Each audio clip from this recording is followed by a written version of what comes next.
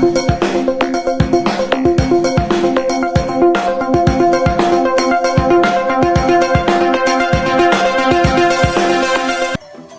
kabar? Luar biasa. Pada hari ini, tanggal 10 Agustus 2020, pada pertemuan yang keempat, kita akan belajar pendidikan kewarganegaraan yang akan dibawakan oleh Ibu Ratna Tangabuling SE. Anak-anak sekalian, mari kita ikut belajar. Pasti sukses. Materi kita hari ini yaitu makna Undang-Undang Dasar Negara Republik Indonesia tahun 1945 dalam sistem hukum nasional.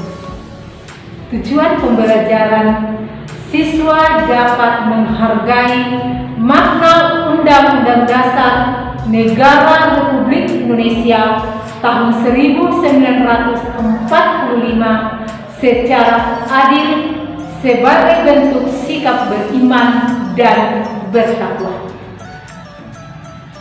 Kedudukan Undang-Undang Dasar Negara Republik Indonesia tahun 1945 adalah kekuasaan tertinggi di atas segala kekuasaan di Indonesia.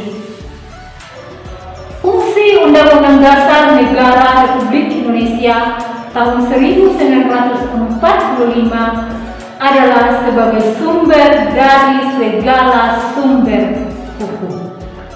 Artinya, hukum yang ada di Indonesia tidak boleh bertentangan dengan Undang-Undang Dasar Negara Republik Indonesia tahun 1945. Kita akan melihat makna Undang-Undang Dasar Negara Republik Indonesia tahun 1945 dalam sistem hukum nasional. Yang pertama adalah konstitusi. Menurut Kamus Besar Bahasa Indonesia, konstitusi adalah segala ketentuan dan aturan tentang ketatanegaraan atau Undang-Undang Dasar dan sebagainya. Konstitusi menurut C.F. Strong adalah kumpulan prinsip asas yang mendasari kekuasaan pemerintah, hak-hak masyarakat, serta hubungan keduanya. Konstitusi dapat diklasifikasikan menjadi dua, yaitu konstitusi tertulis dan konstitusi tidak tertulis. Konstitusi tertulis adalah konstitusi yang dituangkan dalam sebuah dokumen formal berupa peraturan perundang-undangan. Sedangkan konstitusi tidak tertulis adalah konstitusi yang tidak tertuang dalam dokumen formal, dapat berupa pidato kenegaraan, kebiasaan-kebiasaan, dan adat istiadat. Yang kedua, makna alinea pembukaan Undang-Undang Dasar Negara Republik Indonesia tahun 1945. Dalam pembukaan Undang-Undang Dasar Negara Republik Indonesia tahun 1945 memiliki kandungan pemikiran yang penting bagi bangsa dan negara Indonesia. Terdapat 4 pokok pikiran dalam pembukaan Undang-Undang Dasar Negara Republik Indonesia tahun 1945, yaitu persatuan, keadilan sosial, kedaulatan rakyat, ketuhanan, dan kemanusiaan. Makna pembukaan Undang-Undang Dasar Negara Republik Indonesia tahun 1945 bagi bangsa Indonesia yaitu 1. Menjadi sumber motivasi aspirasi, serta tekad perjuangan bangsa Indonesia. 2. Menjadi sumber cinta hukum dan moral yang ditegakkan baik dalam lingkungan nasional maupun dunia. 3. Mengandung nilai-nilai universal yang dijunjung tinggi oleh seluruh bangsa di dunia.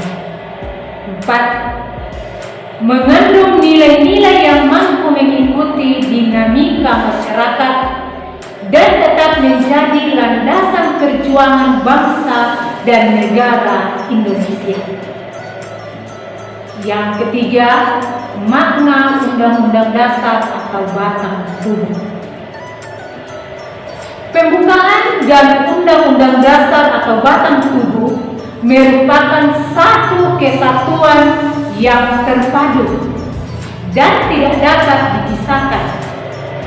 Batang tubuh atau pasal-pasal merupakan perwujudan perincian dari pokok-pokok pikiran pembukaan Undang-Undang Dasar Negara Republik Indonesia tahun 1945 ke dalam bentuk pasal-pasal. Undang-Undang Dasar atau batang tubuh Negara Republik Indonesia tahun 1945 berisi 2 materi, yaitu 1. Pengaturan sistem pemerintahan negara memuat kedudukan, tugas, wewenang, dan hubungan antar lembaga negara. 2. Hubungan negara dengan warga negara dan penduduknya meliputi berbagai bidang seperti politik, ekonomi, sosial budaya, dan HAM dalam rangka mencapai cita-cita nasional Indonesia. Anak-anakku yang baik, kita sudah belajar tentang makna Undang-Undang Dasar Negara Republik Indonesia tahun 1945 dalam sistem hukum nasional. Untuk tugasnya di rumah, silakan lihat di Google Classroom PPKN. Sekian dan terima kasih. Salam sehat.